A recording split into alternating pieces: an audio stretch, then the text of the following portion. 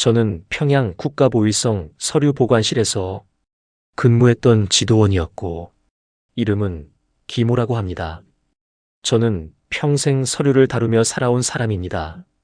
서류보관실에서 일하다 열람금지라고 쓰여져 있는 서류 하나 때문에 추격을 피하며 밧줄을 타고 홍길동처럼 날아다니고, 지도도 나침판도 없이 브로커도 없이 해가 뜨고 지는 방향을 나침판 삼아 밤 하늘의 북극성을 보며 낮과 밤을 걸었던 저의 탈출기입니다.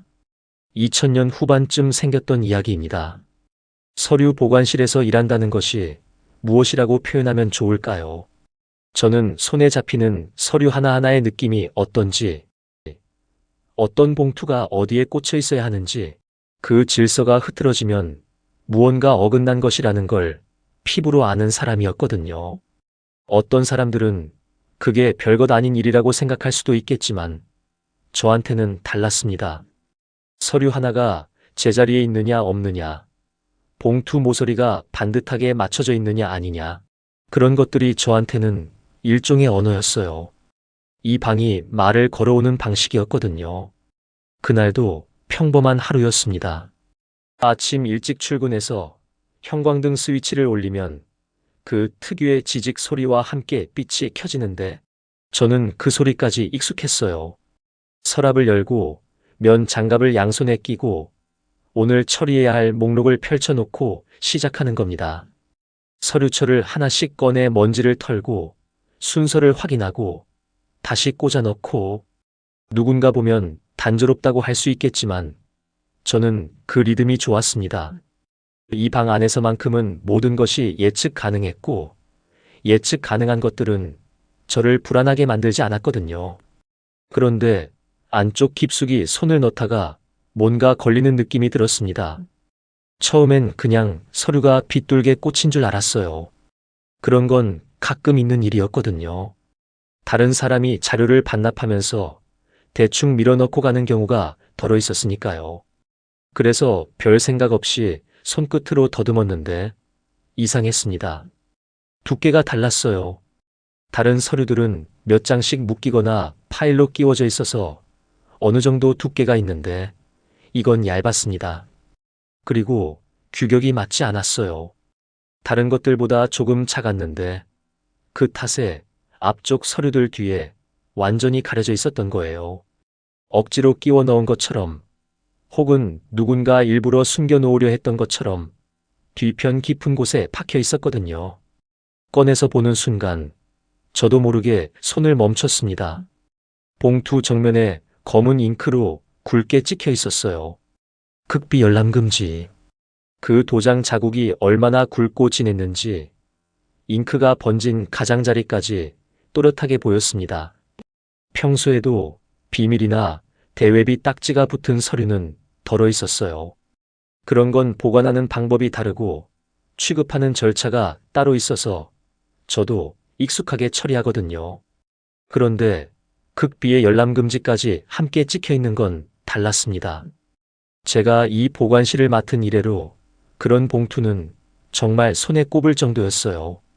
그것도 이렇게 봉투 형태로 별도 파일함도 아니고 일반 서류들 뒤에 묻혀 있는 건 처음이었습니다. 저는 잠깐 그 봉투를 손에 든 채로 서 있었습니다. 뭔가를 결정해야 하는 순간처럼 느껴졌어요. 사실 결정이랄 것도 없는 상황이었습니다. 열람금지라고 찍혀 있으면 그냥 정해진 자리에 두거나 담당자를 찾아 반납하면 되는 거였어요. 저는 그렇게 해야 한다는 것을 알았습니다. 그래서 다른 서류들 사이에 나란히 꽂아두었어요. 제 할 일을 한 겁니다. 이 봉투가 어떻게 여기 들어왔는지, 누가 가져다 놓은 건지 저는 알 수가 없었어요. 이 방에 드나드는 사람이 저만은 아니었으니까요. 반납하러 오는 사람, 문서를 열람하러 오는 사람, 수령하러 오는 사람, 하루에도 여럿이 들락거렸습니다.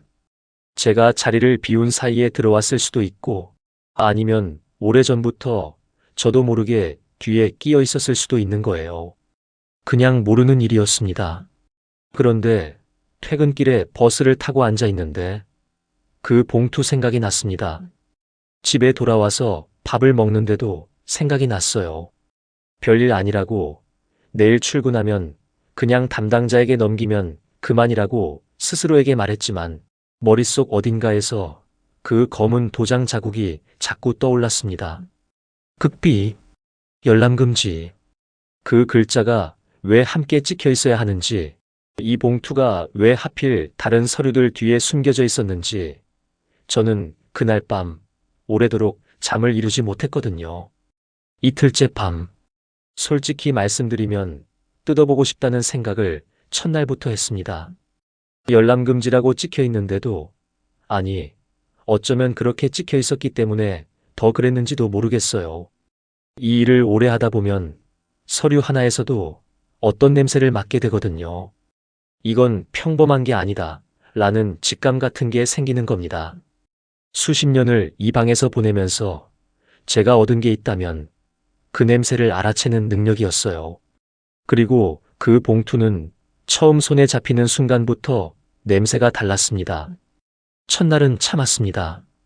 퇴근하면서 형광등 스위치를 내리고 문을 잠그고 복도를 걸어 나오면서 속으로 되뇌었어요. 나는 아무것도 못 봤다. 그냥 정리하는 사람이다. 서류가 어디서 왔는지, 무슨 내용인지, 그건 내 소관이 아니다. 그 말을 버스 안에서도, 집 현관에서 신발을 벗으면서도, 밥상 앞에 앉아서도 계속 되풀이했습니다. 마치 그 말을 충분히 많이 하면 진짜가 될 것처럼요. 그런데 잠자리에 누우면 멈춰지지 않았어요. 눈을 감으면 그 검은 도장 자국이 떠올랐습니다. 극비, 열람금지. 봉투 모서리가 살짝 눌린 모양까지, 잉크가 번진 자국의 농도까지 선명하게 기억이 났거든요. 저는 원래 잠드는데 시간이 걸리지 않는 사람이었습니다. 눕는 순간 잠드는 게 습관이었어요. 그런데 그날 밤은 천장을 보며 1시간을 넘게 누워 있었습니다. 아내가 옆에서 규칙적으로 숨 쉬는 소리가 들렸어요. 그 소리를 들으면서 저는 그 봉투 안에 무엇이 들어있을지를 생각하고 있었습니다. 다음 날 아침 출근하자마자 제일 먼저 그쪽을 확인했습니다. 아직 있었어요. 어제 제가 꽂아둔 그 자리에 그대로 있었습니다. 안도인지 실망인지 모를 감정이 들었어요. 그날은 최대한 그쪽을 보지 않으려 했습니다. 다른 서류들을 정리하면서 의식적으로 시선을 돌렸어요. 그런데 사람 마음이라는 게 참 이상한 겁니다. 보지 않으려 할수록 자꾸만 눈이 그쪽으로 끌렸거든요. 마치 그 봉투가 거기 꽂혀서 저를 부르고 있는 것 같았어요. 점심을 먹고 돌아와서도 그랬습니다. 오후 내내 다른 서류들을 처리하면서 몇 번이나 손이 멈췄어요. 서류철을 넘기다가 멈추고, 도장을 찍다가 멈추고, 목록을 적다가 멈추는 식으로요. 그때마다 저는 억지로 하던 일을 계속했습니다. 퇴근 시간이 다가오면서 보관실에 드나드는 사람이 한 명씩 줄었어요. 마지막 사람이 나가고 문이 닫히는 소리가 났습니다. 복도에서 발소리가 멀어졌어요. 보관실 안이 조용해졌습니다. 저는 그 자리에 서서 시계를 봤습니다. 퇴근 시간이 10분 남아 있었어요. 형광등이 웅웅거리는 소리만 들렸습니다.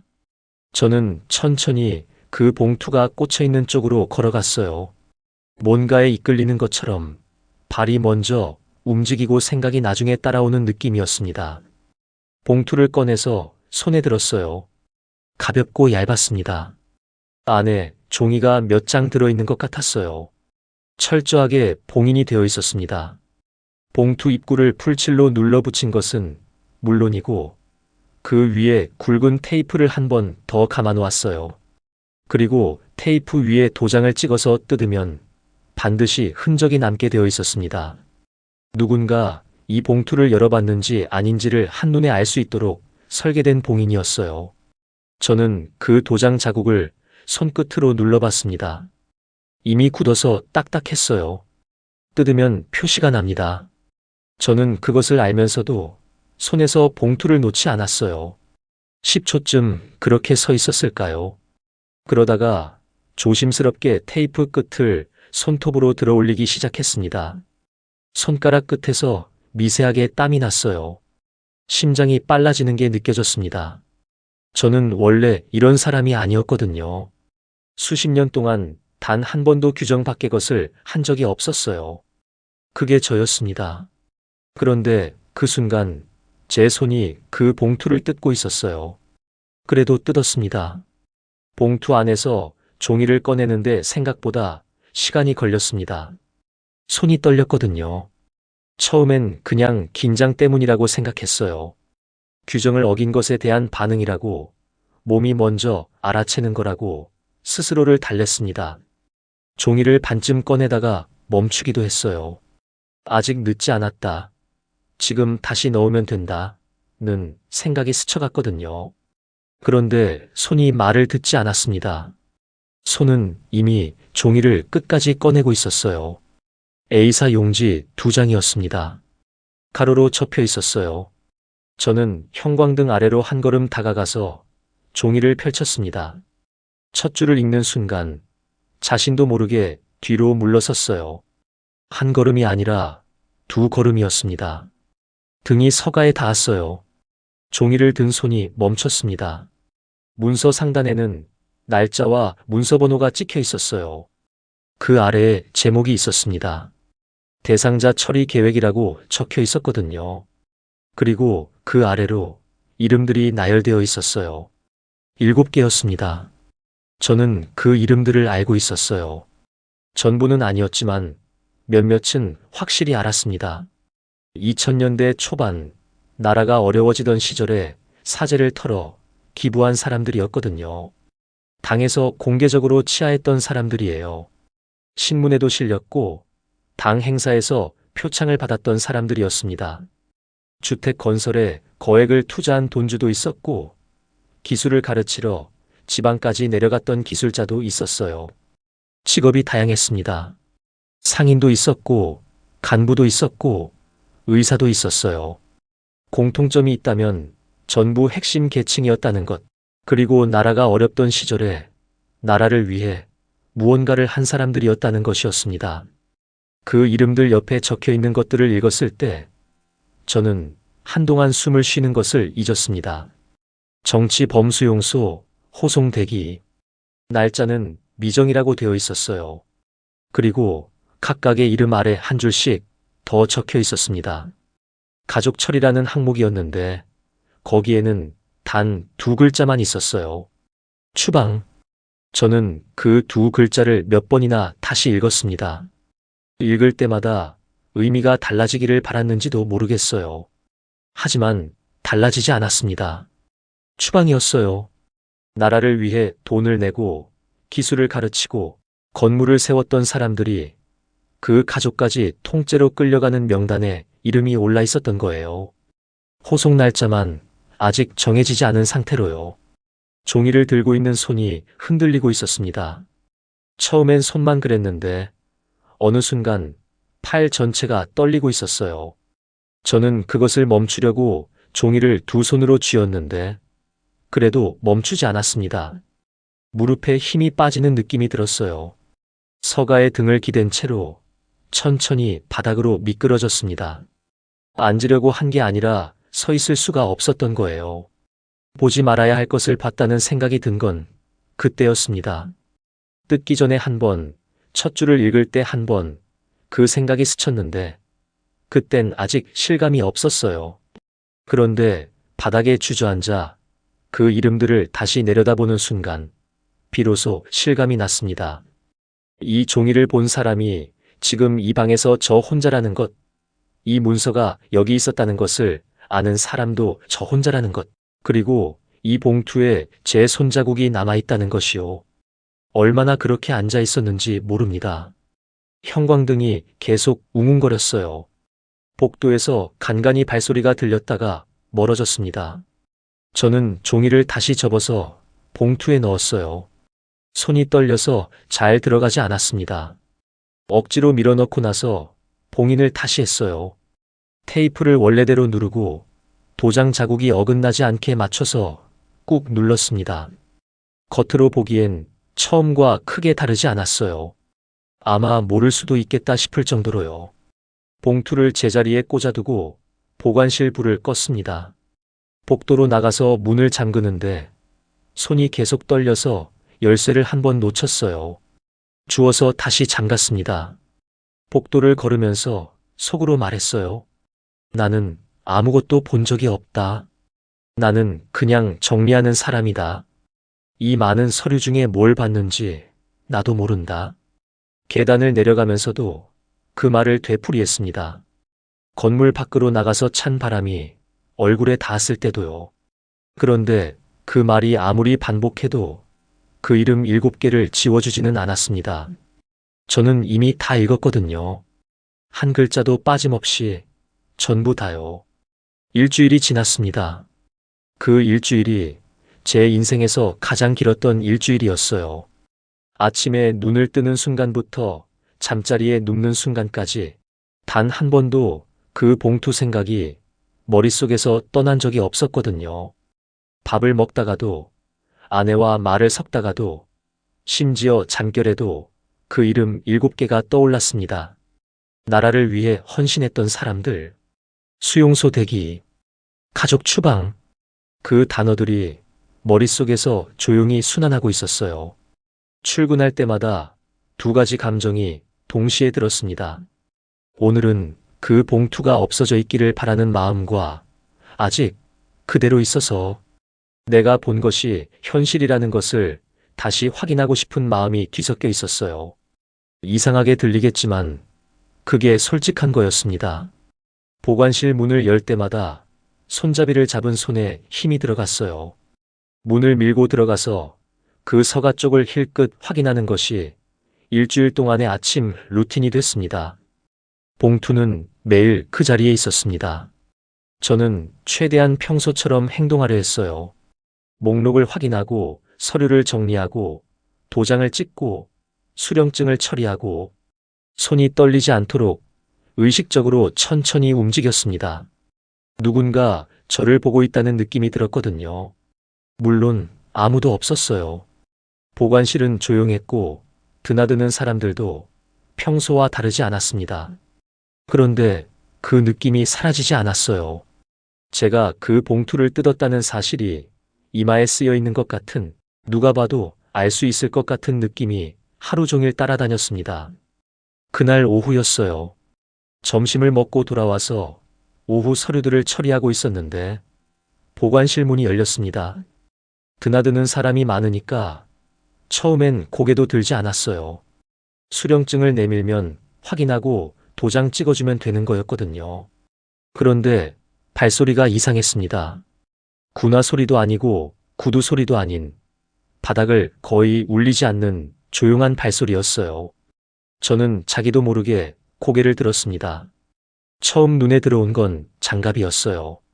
검은 장갑이었습니다. 양손에 끼고 있었는데 얇고 딱 붙는 종류였어요. 손가락 관절 모양이 그대로 드러날 만큼 얇은 장갑이었습니다. 저는 그걸 보는 순간 아랫배가 서늘해지는 느낌을 받았어요. 왜 그랬는지는 설명하기가 어렵습니다. 그냥 직감이었거든요. 이 사람이 왜 여기 왔는지를 몸이 먼저 알아채는 것 같았어요. 그 사람은 말이 없었습니다. 짧게 깎은 머리에 인상이 납작하고 무표정한 사람이었어요. 저한테 수령증을 내밀었습니다.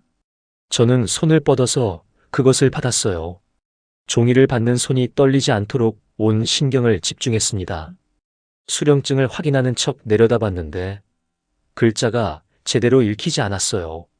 눈이 글자 위에 있는데 머릿속이 따로 돌아가고 있었거든요. 저는 억지로 내용을 짚어가며 읽었습니다. 서류 번호가 적혀 있었고 수령인 이름이 있었어요. 발급처는 없었습니다. 도장을 찍고 수령증을 돌려줬어요. 그 사람은 수령증을 받아서 안주머니에 넣고 저를 한번 보더니 말했습니다. 서가 쪽으로 가도 되겠는가 라고요. 저는 그러라고 했습니다. 목소리가 평소보다 낮게 나왔어요. 제 목소리가 맞는지 싶을 정도였습니다. 그 사람이 서가 쪽으로 걷는 것을 저는 앉은 자리에서 지켜봤어요. 어느 쪽으로 가는지 눈으로 따라갔습니다. 망설임 없이 곧장 걷는 걸음이었어요. 서가 앞에 멈추더니 손을 뻗었습니다. 제가 그 봉투를 꽂아뒀던 바로 그 자리였어요. 저는 숨을 참았습니다. 그 사람은 봉투를 꺼내서 잠깐 살펴봤어요. 앞뒤를 확인하는 것 같았습니다.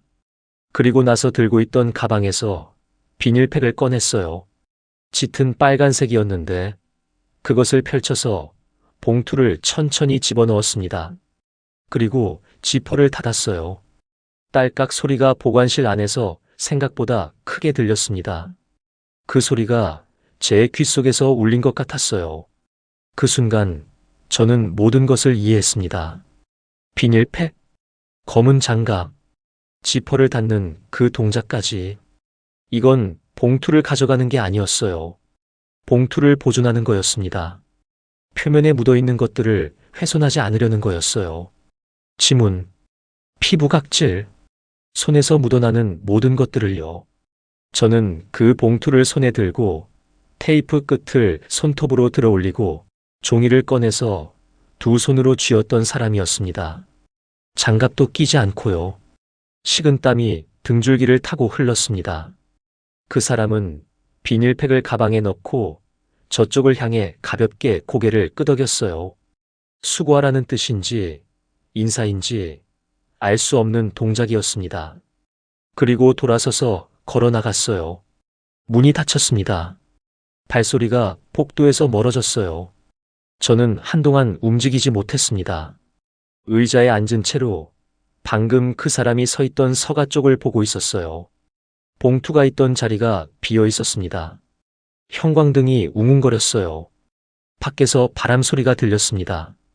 아무것도 달라진 게 없는 것 같은데 모든 것이 달라져 있었어요. 저는 그 자리에서 일어나지 못한 채로 생각했습니다. 지문은 이미 넘어갔다. 봉투가 어느 방향으로 가는지도 안다. 이제 남은 건 시간 문제라는 것도요. 얼마나 빠르게 결과가 나올지, 그 결과가 어디까지 올라갈지, 저는 이 일을 오래 한 사람이었기 때문에 그 과정을 너무 잘 알고 있었어요. 모르는 척할 수가 없었습니다. 퇴근길에 버스를 탔는데 창밖이 보이지 않았어요. 집에 들어가서 아내가 밥상을 차려줬는데 맛이 없었습니다. 먹는 건지 넘기는 건지 모를 정도였어요. 아내가 왜 그러냐고 물었는데 피곤하다고 했습니다. 그게 제가 할 수 있는 말의 전부였거든요. 그날 밤 저는 한숨도 자지 못했습니다. 상관의 목소리. 며칠이 지났습니다. 그 며칠이 어떻게 흘렀는지 지금도 잘 모르겠어요. 아침에 눈을 뜨면 오늘이 그날인가 싶었고, 출근길에 건물이 보이면 저 안에 들어가도 되는 건가 싶었고, 보관실 문을 열면 오늘은 무슨 일이 생기나 싶었습니다. 그런 상태로 하루하루를 보냈어요. 밥은 먹었는지 안 먹었는지, 누구랑 무슨 말을 했는지 기억이 흐릿합니다. 몸은 평소처럼 움직이고 있었는데 머릿속은 완전히 다른 곳에 가 있었거든요. 그러던 어느 날 아침 출근하자마자 아래층 행정실 직원이 왔습니다. 상관이 부른다고 했어요. 저는 네 라고 대답했습니다. 목소리가 나왔는지 안 나왔는지도 몰랐어요. 직원이 돌아가고 나서 저는 잠깐 그 자리에 서 있었습니다. 심장이 빠르게 뛰었어요. 손바닥이 땀으로 젖었습니다. 저는 장갑을 벗고 윗도리 단추를 확인하고 숨을 한 번 크게 들이쉬었어요. 괜찮다. 별일 아닐 수도 있다. 행정적인 문제일 수도 있다. 그렇게 속으로 중얼거리면서 복도로 나섰습니다. 상관 방까지 걸어가는 복도가 그날따라 길게 느껴졌어요. 평소에는 그냥 걷다 보면 도착하는 거리인데 그날은 한 걸음 한 걸음이 다 느껴졌습니다. 제 구두 소리가 복도 바닥에서 울렸어요. 그 소리가 귓속에서 크게 들렸습니다. 문 앞에 서서 노크를 2번 했어요. 들어오라는 소리가 났습니다. 상관은 책상 앞에 앉아 있었어요. 서류를 보다가 제가 들어가니까 고개를 들었습니다. 저는 문 앞에 서서 인사를 했어요. 상관이 앉으라고 했습니다. 저는 의자에 앉았어요. 등받이에 등을 붙이지 않고 앉았습니다. 무릎 위에 손을 올려놓았는데 손가락 끝에 힘이 들어가 있었어요. 상관이 저를 잠깐 보다가 말했습니다. 요즘 보관실에서 낯선 서류를 본 적이 있는가 라고요. 저는 없다고 대답했습니다. 정리만 하는 사람이라 그 많은 서류 중에 무엇을 물어보시는 건지 잘 모르겠습니다 라고도 했어요. 목소리가 떨리지 않도록 애를 썼습니다. 천천히 평소처럼 말하려고 했어요. 상관이 고개를 끄덕였습니다. 알겠다, 수고하게 라고 했어요. 저는 자리에서 일어나 인사를 하고 나왔습니다. 문을 닫고 복도에 섰는데 다리에 힘이 없었습니다. 벽에 손을 짚고 싶었지만 참았어요. 그냥 걸었습니다. 보관실로 돌아와서 의자에 앉았어요. 다행이다. 그냥 행정적인 확인이었나 보다. 그렇게 생각하려 했습니다. 그런데 사흘 후에 또 불렀습니다. 이번엔 아래층 직원이 아니었어요. 상관이 직접 보관실로 왔습니다. 문이 열리는 소리에 고개를 들었는데 상관이 들어오고 있었어요. 저는 자리에서 일어났습니다. 상관은 들어오면서 문을 닫았어요. 안에서 닫는 거였습니다. 그 동작이 이상했어요. 상관이 이 방에 들어와서 문을 안에서 닫은 적이 없었거든요. 상관은 제 책상 앞으로 걸어왔어요. 그리고 손에 들고 있던 종이 한 장을 책상 위에 내려놓았습니다. 저는 그 종이를 봤어요. 표 형식이었는데 상단에 글자가 적혀 있었습니다. 지문 감식 결과라고 되어 있었어요. 그 종이에서 눈을 떼지 못했습니다. 떼려고 했는데 안 됐어요. 표 안에 숫자들이 있었고 옆에 일치율이라는 항목이 있었어요. 그 숫자 옆에 이름이 적혀 있었습니다. 제 이름이었습니다. 상관이 손가락으로 그 종이를 가볍게 두드리면서 말했습니다. 극비 서류에 손을 댄 이유가 무엇인가 라고요. 낮고 조용한 목소리였어요. 화가 난 것도 아니고 다그치는 것도 아니었습니다. 그냥 묻는 것 같았어요. 그게 오히려 더 무서웠습니다. 저는 대답을 못했어요. 할 말을 찾으려 했는데 어떤 말을 해도 이미 종이가 다 말해주고 있었습니다. 그냥 고개를 숙였어요. 죄송합니다 라는 말이 나왔습니다. 그게 전부였어요. 상관은 잠깐 저를 보다가 다시 말했습니다. 천천히 한마디씩 또박또박 말하는 방식이었어요. 기모 동무의 출신 성분이 좋다는 것은 우리가 다 알고 있다고 했습니다. 이때까지 조국을 위해 헌신해온 것도 안다고 했어요. 이번 한 번은 넘어가겠다고 했습니다. 하지만 다음부터는 절대로 그런 것에 손을 대서는 안 된다고, 그것이 기모 동무 자신을 위한 것이라고 했어요. 마지막 그 말을 할 때 상관이 저를 직접 봤습니다. 눈이 마주쳤어요. 저는 알겠습니다 라고 했어요. 감사합니다 라고도 했습니다. 진심이었어요. 그 순간만큼은 정말로 다행이라고 생각했거든요. 이걸로 끝이구나, 상관이 덮어주는 거구나. 이제 괜찮겠구나 싶었습니다. 상관이 종이를 다시 집어들고 돌아섰어요. 문 쪽으로 걸어가다가 손잡이를 잡으면서 한 번 더 말했습니다. 앞으로는 서류 관리에만 집중하게 라고요. 그리고 문을 열고 나갔어요. 저는 의자에 천천히 앉았습니다. 등받이에 등을 기댔어요. 처음으로 등받이에 제대로 기대는 것 같았습니다. 며칠 만에 숨을 제대로 쉬는 것 같았어요. 긴장이 풀리면서 손이 가늘게 떨렸습니다. 눈이 따가운 게 울 것 같기도 했어요. 다행이다. 진짜 다행이다. 그 생각만 들었습니다. 그런데 그 생각이 채 가시기도 전이었어요. 복도에서 소리가 들렸습니다. 발소리였어요. 하나가 아니었습니다. 여럿이었어요. 규칙적으로 맞춰서 걷는 군악발 소리였습니다. 처음엔 멀었어요. 그런데 가까워졌습니다. 점점 더 가까워졌어요. 저는 의자에서 일어나지 못한 채로 그 소리를 듣고 있었습니다. 방향을 가늠하려 했어요. 아래층인지 위층인지 복도 어느 쪽에서 오는 건지 소리가 커질수록 방향이 분명해졌습니다. 이쪽이었어요. 이 복도였습니다. 이 방향으로 오고 있었어요. 저는 그제야 자리에서 일어났습니다. 상관이 저를 안심시켰습니다. 이번 한 번은 넘어가겠다고 했어요. 그런데 지금 이 발소리는 뭔가 넘어가는 사람이 보내는 발소리가 아니었습니다. 이 건물에서 수십 년을 보낸 저는 이 소리가 무엇을 의미하는지 알았어요. 이건 누군가를 데리러 오는 소리였습니다. 상관의 마지막 말이 귓속에서 다시 들렸습니다. 앞으로는 서류 관리에만 집중하게. 그 말이 안심을 시키는 말이 아니었다는 것을 저는 그제야 이해했어요. 그건 이미 결정이 난 상황에서 제가 도망치지 못하도록 붙잡아두는 말이었던 겁니다. 발소리가 멈췄습니다. 2층이었어요. 이 복도였습니다. 저는 창문을 봤어요. 군홧발 소리. 창문을 열었습니다. 찬 바람이 얼굴로 밀려들었어요. 아래를 내려다봤는데 3층이었습니다. 뛰어내릴 수 있는 높이가 아니었어요. 저는 창문을 다시 닫고 방 안을 둘러봤습니다. 책상, 서가, 문, 창문. 그게 전부였어요. 나갈 수 있는 곳은 문 아니면 창문뿐이었는데 문 너머에는 그 발소리가 있었고 창문 아래는 3층 바닥이었습니다. 발소리가 다시 움직이기 시작했어요. 저는 문을 열었습니다. 조용히, 최대한 소리가 나지 않게요.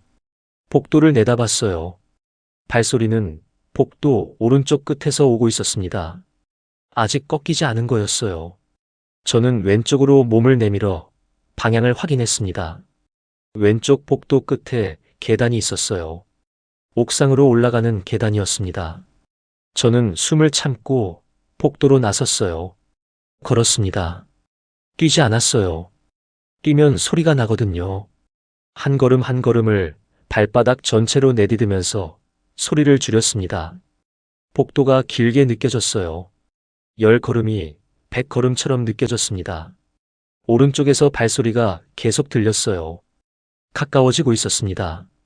저는 시선을 앞에 고정하고 걸었어요. 계단 입구가 보였습니다. 거의 다 왔어요. 그 순간 복도 오른쪽 끝에서 사람 그림자가 꺾여 들어오는 게 보였습니다.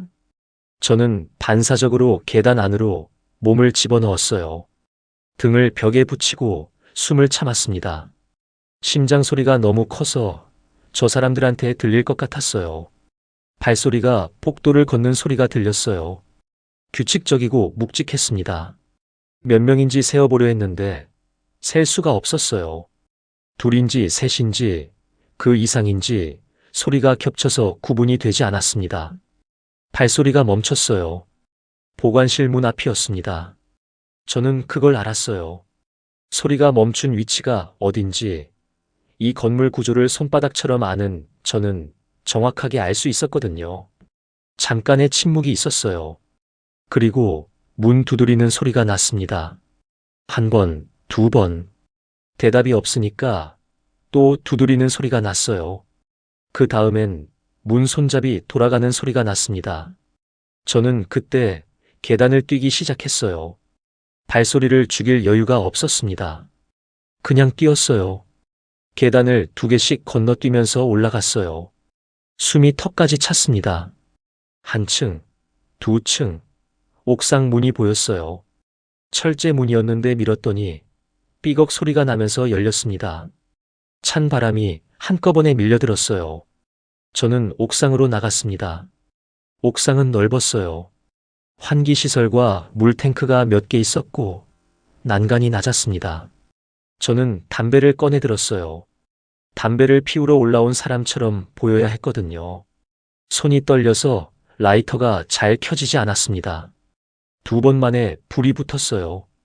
담배를 입에 물고 난간 쪽으로 걸어가면서 아래를 내려다봤습니다.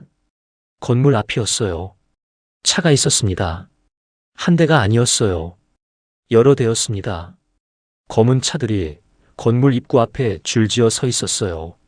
사람들이 보였습니다. 제복을 입은 사람들이었어요. 건물 주변에 퍼져서 서 있는 게 보였습니다.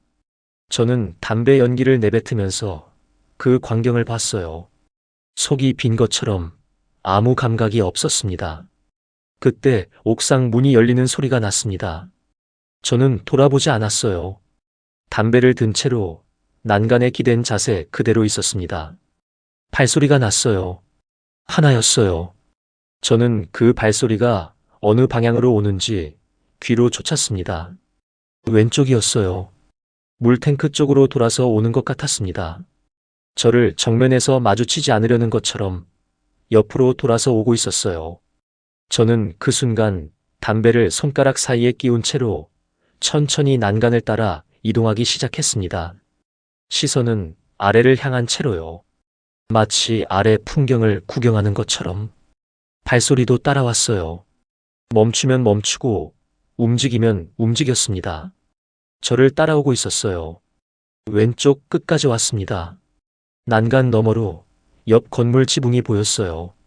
높이 차이가 있었습니다. 저쪽이 한층 정도 낮았어요. 뛰면 닿을 수 있는 거리였습니다. 닿을 수 있을 것 같았어요. 아닐 수도 있었습니다. 저는 그 거리를 눈으로 재면서 담배를 한 모금 빨았어요. 마지막 모금이었습니다. 뒤에서 목소리가 들렸어요. 기모 동무라고 했습니다. 잠깐 이야기 좀 하자고 했어요. 낮고 부드러운 목소리였습니다. 그게 더 무서웠어요. 화가 난 목소리는 어떻게 대응할 수가 있는데 저렇게 조용하고 부드러운 목소리는 어떻게 해야 할지를 모르겠었거든요. 이 건물에서 저런 목소리로 불린 사람들이 어떻게 됐는지를 저는 너무 잘 알았습니다. 저는 난간에 팔을 올렸어요. 뒤에서 소리가 났습니다. 움직이는 소리였어요. 저는 돌아보지 않았습니다. 난간을 짚고 몸을 일으켜 세웠어요. 바람이 강하게 불었습니다. 아래가 보였어요. 옆 건물 지붕과 그 사이 골목이요. 골목이 생각보다 깊어 보였습니다. 발이 굳었어요. 순간적으로 다리에 힘이 빠졌습니다. 뒤에서 발소리가 빠르게 가까워졌어요. 저는 뛰었습니다.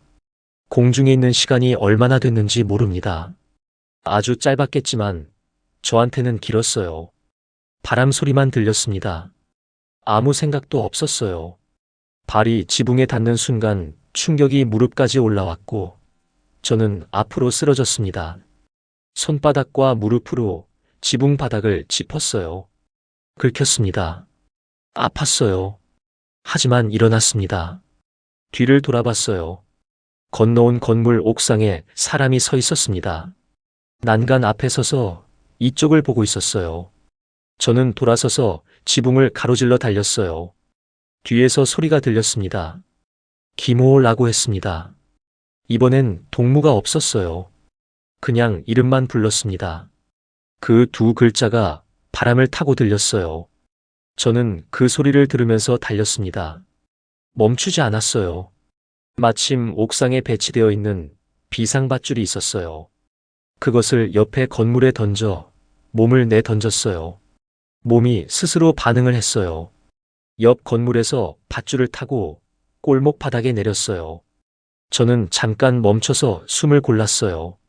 폐가 타는 것 같았습니다. 고개를 들어 위를 봤어요. 아직이었습니다. 건물 정면 쪽에서 웅성거리는 소리가 들렸어요. 무전기 소리도 들렸어요. 저는 골목 안쪽으로 몸을 붙이고 그 소리들을 들었습니다. 제 이름이 들렸어요. 무전기 너머로 왜곡된 소리였지만 분명하게 제 이름이었습니다. 김호, 김호. 찾고 있었어요. 저는 골목 안쪽으로 계속 걸었습니다. 최대한 건물 벽에 몸을 붙이고 그림자 속으로 들어갔어요. 골목이 꺾이는 곳에서 멈춰서 큰 길을 내다봤습니다. 평범한 사람들이 있었어요. 저도 저 안에 섞여야 한다는 것을 알았습니다. 외투깃을 세웠어요. 고개를 약간 숙였습니다. 그리고 큰 길로 나섰어요. 걸었습니다. 평범하게 아무 일도 없는 사람처럼요. 다리가 떨렸어요. 무릎이 아팠습니다. 하지만 걸었습니다. 버스 정류장이 보였어요. 사람들이 줄을 서 있었습니다. 저는 그 줄 끝에 섰어요. 심장이 아직 빠르게 뛰고 있었어요. 귀가 예민해져서 주변 소리가 전부 들렸습니다. 그리고 어딘가에서 계속 들리는 무전기 소리가요. 버스가 왔습니다. 저도 올라탔습니다. 창밖으로 국가보위성 건물이 보였습니다. 검은 차들이 아직 서 있었어요. 버스가 출발했습니다. 사람들 사이에 섞여서 앉아 있는 것, 그것만이 그 순간 제가 할 수 있는 전부였거든요. 이 거리를 다시 볼 수 있을지 없을지 모른다는 생각을 하면서 말이죠. 건물이 멀어졌어요. 사라지고 나서도 한동안 그 자리를 봤어요. 이제 어디로 가야 하는지 알고 있었습니다. 시내를 벗어나 다시 지방으로 가는 버스를 타게 되었어요. 어쩔 수가 없이 갈아탔어요. 국경으로 가는 버스였어요. 한북도 가는 버스라고 했습니다. 달리는 것 말고는 없었습니다. 밖에는 시골 마을과 산이 보였어요. 이 거리를 다시 볼 수 있을지 없을지 모른다는 생각을요. 그런데 이상하게도 그 생각이 슬프지 않았습니다. 슬픔을 느낄 여유가 없었던 건지, 이미 어딘가에서 각오가 된 건지, 그냥 멍하게 창밖을 봤어요. 손바닥이 아팠습니다. 지붕에 착지할 때 긁힌 거였어요. 외투 안쪽으로 손을 감추고 손수건으로 눌렀습니다.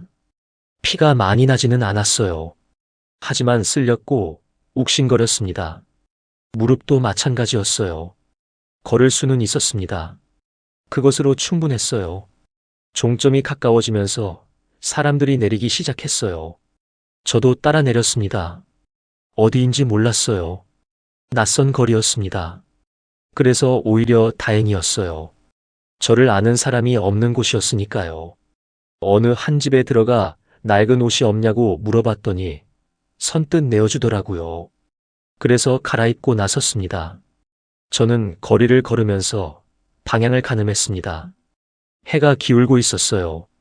서쪽이었습니다. 그렇다면 북동쪽으로 가야 했어요. 두만강은 북동쪽이었거든요. 걸었습니다. 큰 길은 피했어요. 골목으로 사람이 적은 쪽으로 골라서 걸었습니다. 초소가 보이면 방향을 틀었어요. 군인이 보이면 속도를 줄이고 태연하게 걸었습니다. 퇴근하는 사람처럼, 장을 보고 돌아가는 사람처럼, 아무것도 아닌 사람처럼요. 그게 제가 할 수 있는 위장의 전부였어요. 두 번째 밤이 됐습니다. 저는 폐가옥을 찾았어요. 무너진 담장 안쪽에 지붕이 반쯤 내려앉은 집이 있었어요. 들어가서 구석에 앉았습니다. 바람이 벽 틈으로 들어왔어요. 외투를 여미고 무릎을 껴안았습니다. 눈을 감으면 그 봉투가 보였어요. 그 이름 7개가 보였습니다. 상관의 목소리가 들렸어요. 앞으로는 서류 관리에만 집중하게. 그리고 제 이름을 부르던 그 목소리가요. 김호, 김호. 저는 눈을 떴습니다. 어두운 천장을 봤어요. 지붕이 뚫린 곳으로 별이 보였어요. 저는 그 별을 보면서 생각했습니다. 아내 생각이 났어요. 아이 생각이 났습니다. 그 생각을 하면 가슴이 무너지는 것 같았어요. 그런데 돌아갈 수는 없었습니다. 돌아가면 수용소였고, 수용소에 들어가면 가족한테 아무것도 해줄 수 없었어요. 그러니까 가야 했습니다. 앞으로요. 새벽에 깼어요. 몸이 굳어 있었습니다. 일어서는데 시간이 걸렸어요. 무릎을 펴는 순간 통증이 왔습니다. 이를 악물고 일어섰어요. 어두울 때 움직이는 게 나았거든요. 걸었습니다. 또 걸었어요. 그러다 어느 순간 멀리서 소리가 들렸습니다. 처음엔 바람 소리인 줄 알았어요. 그런데 아니었어요. 물소리였습니다. 강물 소리였어요. 두만강이었습니다. 저는 그 소리를 들으면서 걸음을 멈추지 않았습니다. 오히려 빨라졌어요. 다리가 아픈 것도 잊었습니다. 숨이 찬 것도 잊었어요. 강소리가 점점 커졌습니다. 나무 사이로 물이 보이기 시작했어요. 검고 차갑게 흐르는 물이었습니다. 저는 강가에 섰어요. 건너편이 보였습니다. 건너편도 숲이었어요. 강을 건너기로 한 날 밤, 하늘에 달이 없었어요. 그게 오히려 다행이었거든요. 빛이 없어야 보이지 않으니까요. 강가에 엎드려서 한참을 기다렸어요. 경비대가 순찰을 돌고 나서 시야에서 사라지는 그 짧은 틈, 그 틈을 노린 거였어요. 심장이 얼마나 크게 뛰던지 제 귀에 들릴 정도였어요. 진짜예요. 심장 소리가 들렸어요. 발이 물에 닿는 순간 숨이 턱 막혔어요. 11월에 두만강이 그렇게 차가운 건지 그때 처음 알았어요. 그냥 차가운 게 아니었어요. 뼛속까지, 아니, 뼛속을 넘어서 뭔가 더 깊은 데까지 파고드는 냉기였어요. 발목, 무릎, 허리, 가슴까지 잠기면서 온몸이 얼어붙는 것 같았는데 이상하게 그 순간 정신은 더 또렷해졌어요. 살아야 한다는 생각이 몸 전체를 깨운 거예요. 숨을 참았어요. 물소리도 내지 않으려고 발을 들었다 놓을 때마다 천천히, 아주 천천히 움직였어요. 강 중간쯤 왔을 때였어요. 강폭이 딱 절반쯤 남은 그 지점이었어요. 불빛이 번쩍였어요. 처음엔 눈이 잘못된 줄 알았어요. 그냥 굳어버렸거든요. 몸이 멈춰버렸어요. 그런데 두 번째 불빛이 또 번쩍이더니 강 건너편 쪽에서 고함 소리가 들렸어요. 거기서 그 순간 제 몸이 먼저 움직였어요. 생각보다 몸이 훨씬 빨랐어요. 아드레날린이라는 게 뭔지 그때 처음으로 제대로 알았거든요. 물을 가르며 뛰었어요. 첨벙첨벙 소리가 났어요. 들키든 말든 이제 상관없었어요. 빨리 건너는 것만 생각했어요. 총성이 울렸어요. 한 발이었어요. 그리고 바로 두 번째. 제 바로 옆에서 물이 치솟았어요. 얼마나 가까웠는지 물방울이 얼굴에 튀었거든요. 소리를 지르고 싶었는데 목에서 아무것도 나오지 않았어요. 그냥 뛰었어요. 달렸어요. 물속에서요. 맞은편 강기슭에 손이 닿았을 때 저는 그냥 기어올랐어요. 두 손으로 흙을 잡고 네 발로 기어서 올라갔어요. 일어설 생각도 못했어요. 올라가자마자 바로 숲으로 뛰었어요. 나뭇가지가 얼굴을 때렸어요. 긁혔어요. 피가 났는지도 몰랐어요. 어둠 속으로, 더 깊은 어둠 속으로 그냥 뛰었어요. 뒤에서 또 고함 소리가 들렸어요. 가까워지는 것 같았어요. 더 빠르게 뛰었어요.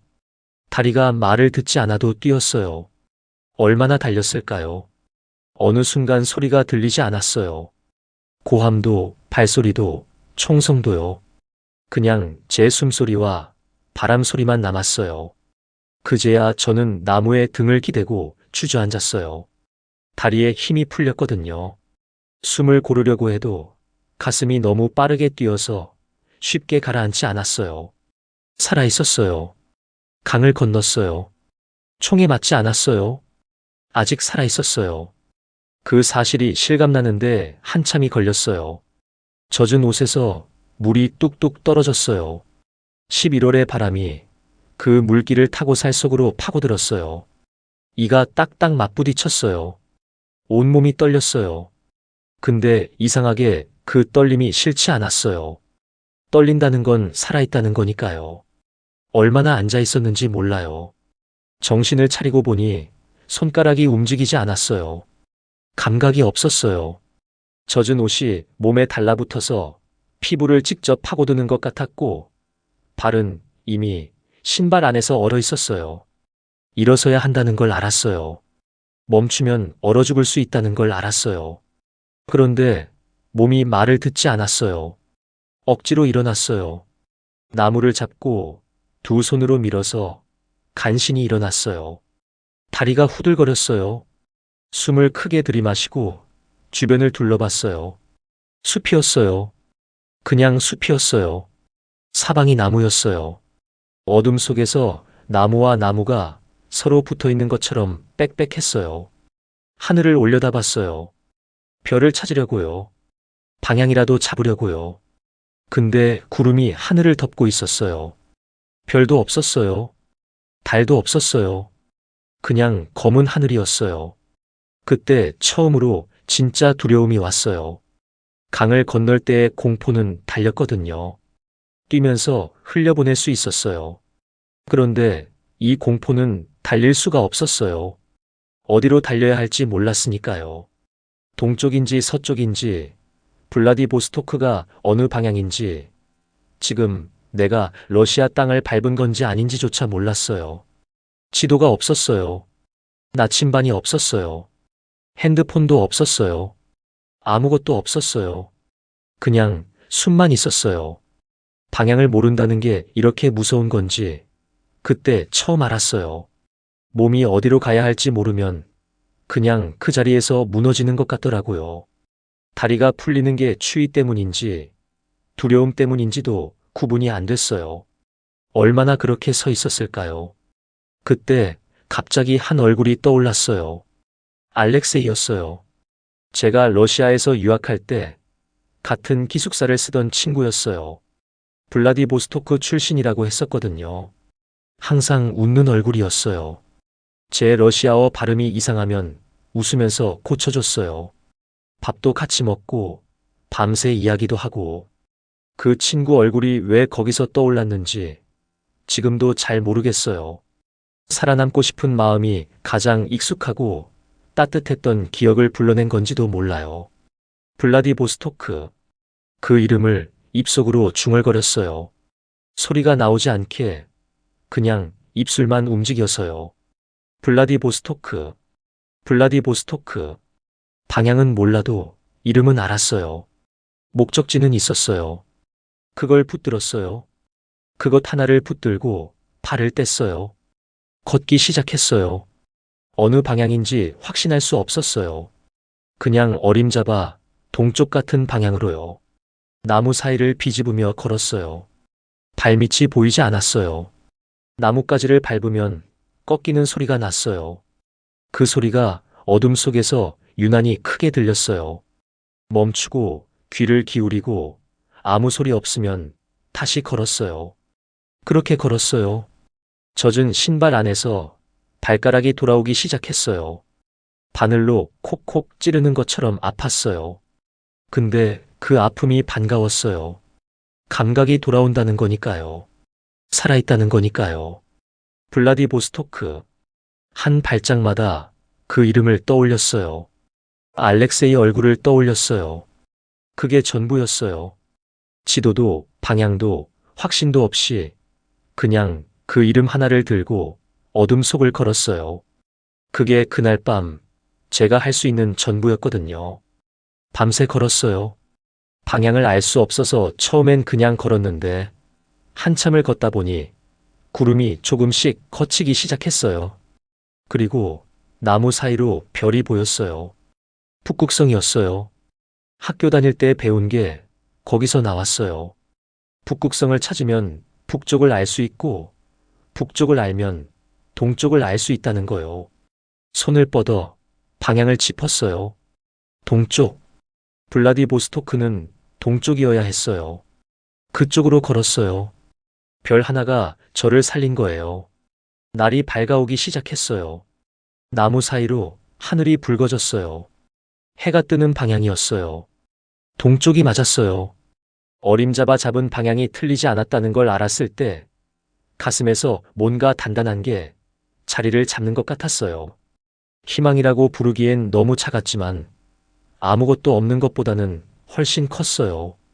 해가 완전히 뜨자 걸음이 조금 빨라졌어요. 빛이 있으니까 발밑이 보였어요. 나무 뿌리도 보이고 돌부리도 보이고 발을 어디에 놓아야 할지 보였어요. 밤새 감각 없이 걸었던 것과는 달랐어요. 몸은 한계였는데 눈이 깨어 있으니까 버틸 수 있었어요. 얼마나 걸었을까요? 숲이 조금씩 달라지기 시작했어요. 나무가 듬성듬성해지면서 앞이 트이는 것 같았어요. 길이 나오려나 싶었어요. 조심스럽게 앞으로 나아갔어요. 그때였어요. 나무 사이로 뭔가 보였어요. 처음엔 그냥 나무 그늘인 줄 알았어요. 근데 그게 움직였어요. 천천히, 규칙적으로요. 저는 발을 멈췄어요. 눈을 가늘게 뜨고 봤어요. 군복이었어요. 심장이 내려앉았어요. 진짜로 그 느낌이 어떤 건지 그때 알았어요. 위에서 아래로 뭔가가 툭 떨어지는 느낌이요. 숨이 멈췄어요. 몸도 멈췄어요. 그 자리에서 그냥 굳어버렸어요. 한 명이 아니었어요. 눈을 크게 뜨고 천천히 시선을 옮겨봤어요. 한 명, 두 명, 세 명. 일정한 간격으로 서 있었어요. 총을 들고 있었어요. 러시아 국경 수비대였어요. 제가 걸어온 방향에서 그리 멀지 않은 곳에 나무 사이에 숨듯이 서서 경비를 서고 있었어요. 움직이는 게 아니었어요. 그냥 서 있었어요. 기다리는 것처럼요. 숨을 참았어요. 얼마나 오래 참았는지 모르겠어요. 폐가 터질 것 같았어요. 그래도 참았어요. 나뭇잎 하나 건드리면 안 됐어요. 발밑에 마른 나뭇가지 하나만 꺾여도 끝이었어요. 그 생각이 머릿속을 꽉 채웠어요. 저들이 저를 보면 끝이에요. 붙잡히면 북송이에요. 북송되면 그건 죽는 거예요. 두만강을 건너온 게 아무 의미가 없어지는 거예요. 그 생각이 오히려 몸을 더 단단하게 만들었어요. 공포가 몸을 굳히는 게 아니라 살아야 한다는 본능이 몸을 제어하는 것 같았어요. 천천히, 아주 천천히 발을 뒤로 뺐어요. 오른발을 먼저, 그 다음 왼발을. 발을 들어서 내려놓을 때마다 땅을 먼저 손가락으로 더듬었어요. 나뭇가지가 없는 곳을 골라서 최대한 소리 없이 뒤로 물러났어요. 숨은 계속 참았어요.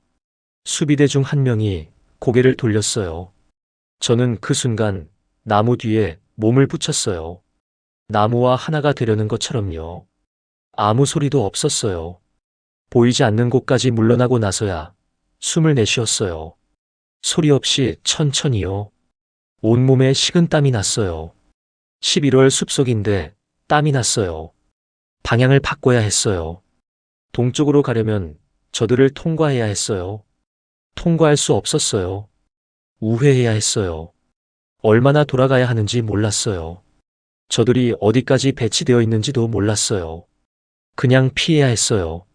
더 깊은 산 쪽으로, 저들이 없는 쪽으로요. 해가 등 뒤로 넘어가는 방향을 봤어요. 서쪽이었어요. 저는 지금 동쪽으로 가야 하는데 서쪽으로 돌아가야 하는 상황이었어요. 멀어지는 거였어요. 목적지에서 멀어지는 방향으로 걷는 거였어요. 그 사실이 발을 무겁게 만들었어요. 그래도 걸었어요. 살아있어야 블라디보스토크에 갈 수 있으니까요. 지금 돌아가는 게 나중에 더 빠르게 가는 길이라고 스스로에게 말했어요. 믿고 싶었어요. 믿기로 했어요. 산 위쪽으로 방향을 틀었어요. 더 높이, 더 깊이 들어갔어요. 발밑에 해가 조금씩 기울기 시작했어요. 서쪽으로 지는 해를 오른쪽에 두고 걸었어요. 그러면 북쪽이었어요. 수비대를 피해 북쪽으로 올라갔다가 다시 동쪽으로 꺾으면 됐어요. 별과 해가 제 지도였어요. 그것밖에 없었어요. 근데 그것으로 충분했어요. 충분해야 했어요. 한 번만 돌아가면 될 줄 알았어요. 수비대를 피해서 북쪽으로 올라갔다가 다시 동쪽으로 꺾으면 된다고 생각했거든요. 그런데 그게 아니었어요. 산을 하나 넘었어요. 내려오는데 또 보였어요. 군복이었어요. 이번엔 두 명이었는데 순찰을 돌고 있었어요. 일정한 간격으로 걸으면서 숲을 훑었어요. 또 멈췄어요. 또 숨을 참았어요. 또 뒤로 물러났어요. 방향을 또 바꿨어요. 그때 처음 알았어요. 러시아 국경 수비대가 한두 군데 서 있는 게 아니었어요. 선이었어요. 국경선을 따라 촘촘하게 사람이 넘어올 수 있는 모든 길목을 막고 있었어요.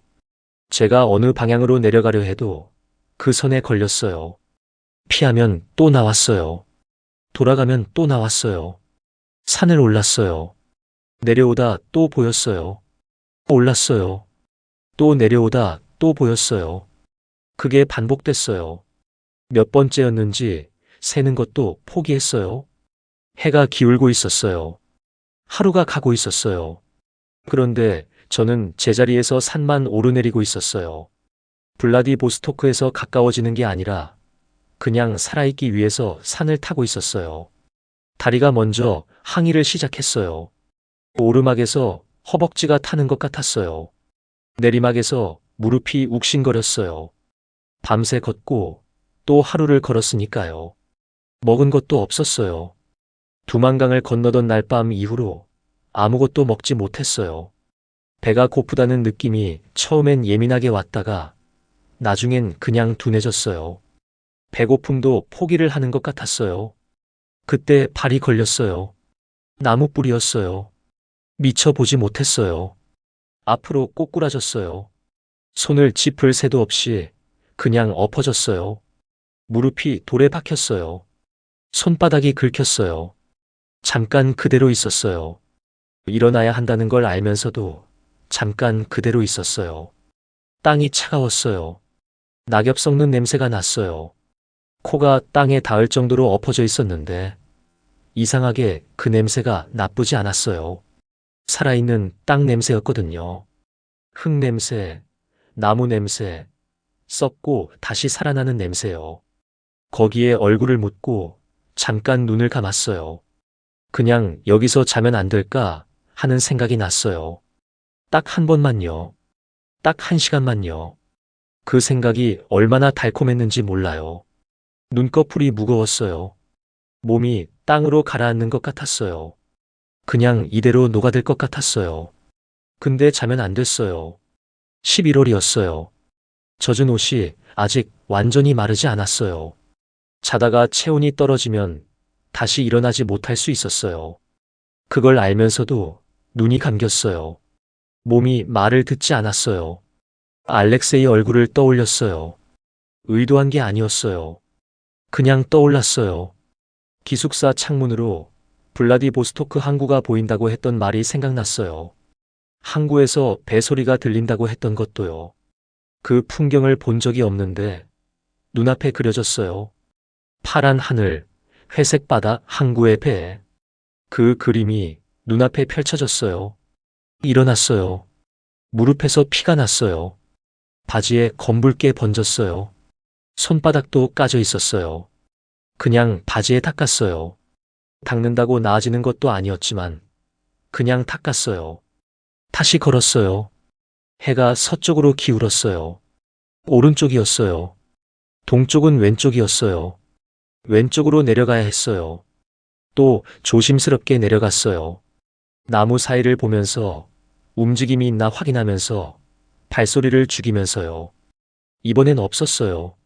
한 발짝, 두 발짝, 10발짝. 아무도 없었어요. 더 내려갔어요. 20발짝, 30발짝. 숨을 참으면서 내려갔어요. 아무도 없었어요. 통과했어요. 소리를 내지 않으려고 안에서 삼킨 안도감이 어찌나 크던지 눈물이 날 뻔했어요. 참았어요. 울면 소리가 날 수 있으니까요. 걸었어요. 계속 걸었어요. 날이 또 어두워졌어요. 별을 찾았어요. 북극성을 찾았어요. 동쪽을 확인했어요. 그쪽으로 걸었어요. 발이 아팠어요. 무릎이 아팠어요. 배가 고팠어요. 추웠어요. 그 모든 게 동시에 있었어요. 근데 걸었어요. 별이 있었고, 해가 있었고, 알렉세이가 있었어요. 그게 지도였고, 그게 나침반이었고, 그게 이유였어요. 그것들이 발을 움직이게 했어요. 그것밖에 없었지만, 그것으로 걸었어요. 며칠이 지났어요. 며칠인지 정확히는 몰라요. 해가 뜨고 지는 걸 세려고 했는데, 어느 순간부터 세는 걸 포기했어요. 세면 더 힘들어지더라고요. 오늘이 사흘째인지 나흘째인지 알게 되면 그 다음엔 닷새째가 기다리고 있다는 걸 알게 되니까요. 그냥 걷는 게 나았어요. 생각하지 않고 걷는 게요. 연해주의 숲은 끝이 없었어요. 넘어도 넘어도 나무였어요. 올라도 숲이었어요. 이 숲이 어디서 시작됐는지, 어디서 끝나는지 알 수 없었어요. 지구 끝까지 이어져 있는 것 같았어요. 사람 흔적이 없었어요. 길도 없었어요.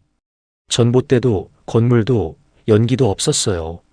그냥 나무와 나무뿐이었어요. 소리도 없었어요. 바람 소리, 제 발소리, 가끔 새 소리. 그게 전부였어요. 새 소리도 낮에만 났어요.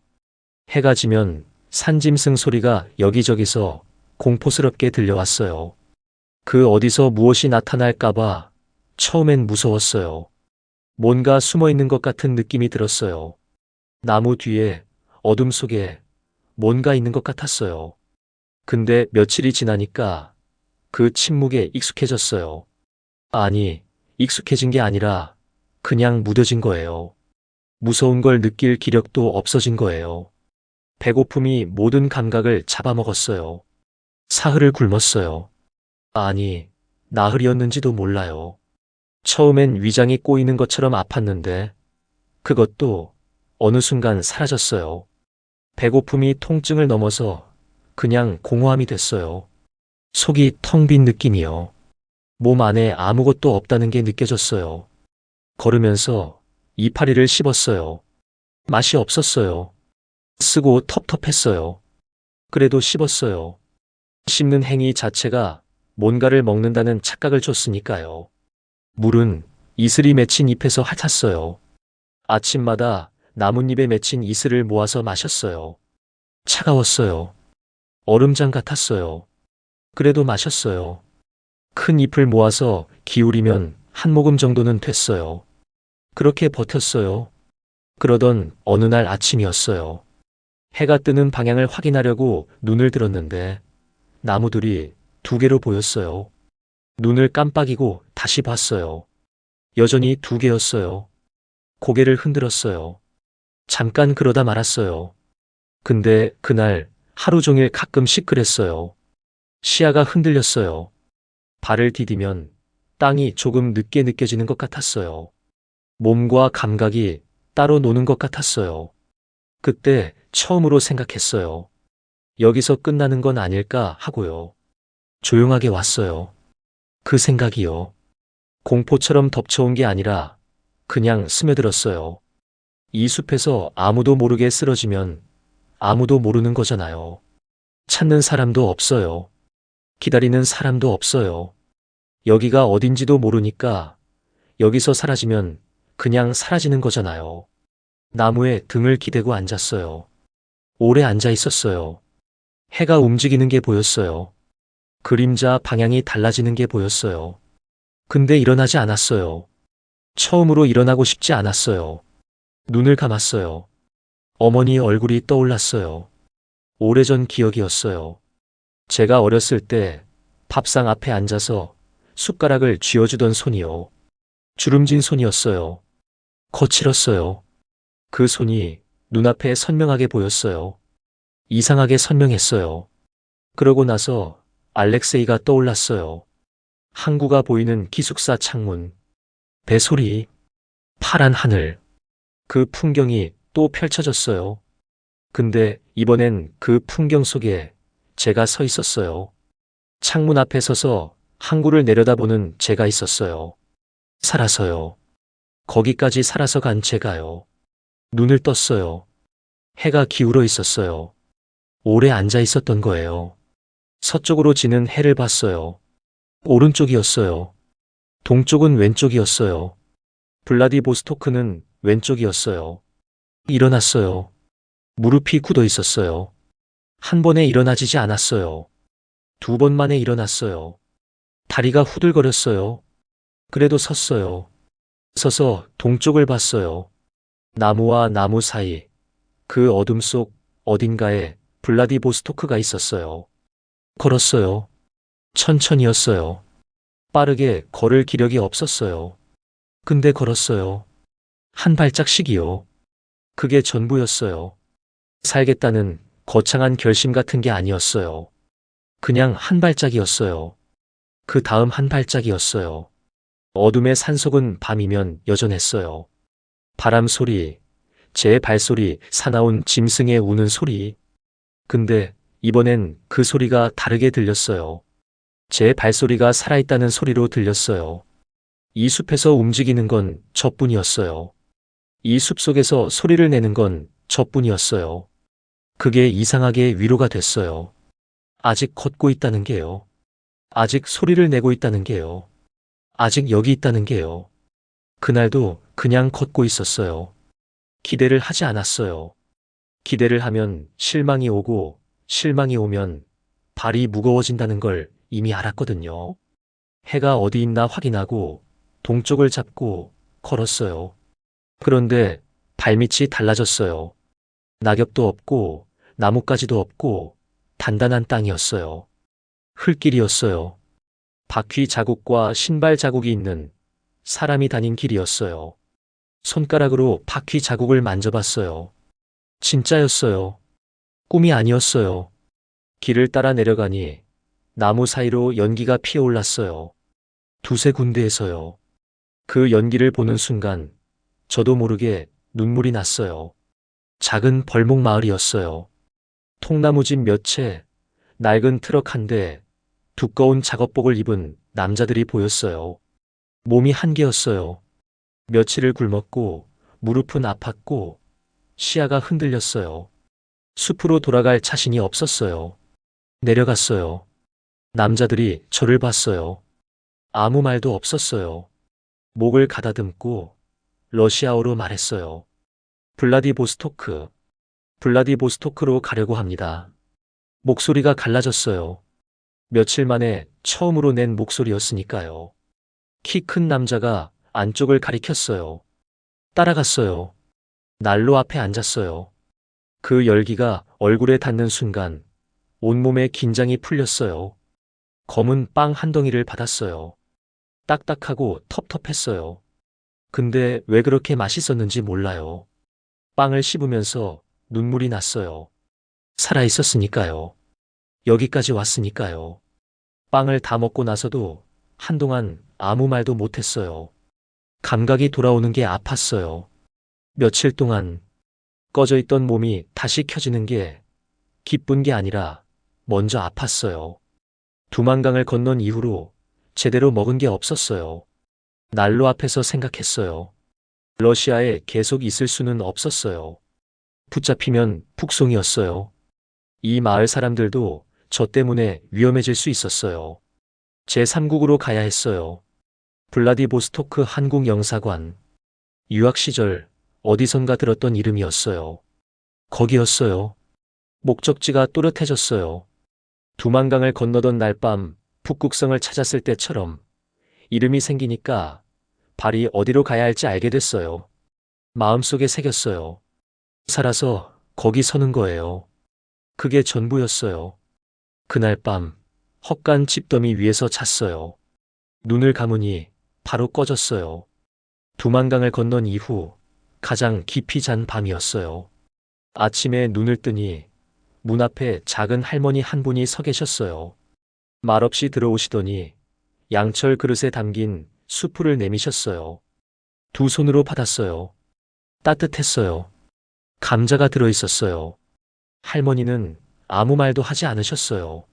말하지 않아도 다 안다는 눈빛으로 그냥 저를 보셨어요. 그날 오후 할아버지가 헛간으로 오셨어요. 저 앞에 쪼그려 앉아 눈을 맞추시더니 물으셨어요. 블라디보스토크 가야 해? 고개를 끄덕이자 말씀하셨어요. 같이 가자. 설명도 이유도 없었어요. 저는 고개를 숙이는 것밖에 할 수 없었어요. 그날 밤 할아버지가 두꺼운 방한복과 귀를 덮는 모자를 가져오셨어요. 저한테 입혀주시고 고개를 끄덕이셨어요. 됐다는 뜻이었어요. 러시아 사람처럼 보여야 한다는 걸 말씀하지 않으셨지만 다 생각하신 거였어요. 새벽에 출발했어요. 할아버지가 앞서 걸으시고 할머니가 제 옆에 서셨어요. 큰 길을 피해 숲 가장자리, 마을 뒤쪽 길로 걸었어요. 1시간쯤 걸었을 때 앞에 초소가 보였어요. 군인이 2명 서 있었어요. 가슴이 내려앉았어요. 할아버지가 낮게 말씀하셨어요. 걷던 대로 걸어. 할머니가 제 팔을 살짝 잡으셨어요. 숨을 참고 걸었어요. 군인이 이쪽을 봤어요. 할아버지가 고개를 까딱하셨어요. 군인도 까딱했어요. 그냥 지나쳤어요. 버스를 탔어요. 할머니가 창가, 할아버지가 통로 쪽, 저는 그 사이였어요. 아무도 저를 이상하게 보지 않았어요. 창밖으로 산이 멀어지고 도시가 가까워졌어요. 그리고 바다가 보였어요. 알렉세이가 기숙사 창문에서 보인다던 그 항구였어요. 제가 숲속에서 눈 감고 그렸던 그 풍경이요. 할머니가 조용히 말씀하셨어요. 다 왔어. 버스에서 내려 골목을 돌고 큰 길을 건너고 할아버지가 멈추셨어요. 앞을 가리키셨어요. 건물이 있었어요. 철문이 있었어요. 태극기가 바람에 흔들리고 있었어요. 그 자리에서 발이 멈췄어요. 차가운 강물, 총성, 어두운 숲, 수비대, 굶주림, 떨리던 손, 그리고 이 노부부의 따뜻한 손. 그 모든 게 한꺼번에 밀려왔어요. 할아버지가 말없이 제 어깨에 손을 얹으셨어요. 할머니가 말씀하셨어요. 들어가. 깊이 고개를 숙였어요. 오래 숙였어요. 고개를 들었을 때 두 분이 웃고 계셨어요. 말없이요. 철문 앞에 섰어요. 태극기가 흔들렸어요. 문을 두드렸어요. 살아 있었어요. 여기까지 살아서 왔어요. 노부부의 도움이 한국 영사관까지 오는데 큰 힘이 되었습니다. 이 세상에는 고마우신 분들의 도움이 있기에 우리 같은 생명이 살아있다는 것을 다시 마음 깊이 느낍니다. 지금도 잊혀지지 않는 지나온 일들, 지금도 탈북하는 어려운 사람들, 도움의 손길을 간절히 바라는 사람들, 희망을 잃지 마시길 바랍니다. 저의 이야기는 이것으로 마치겠습니다.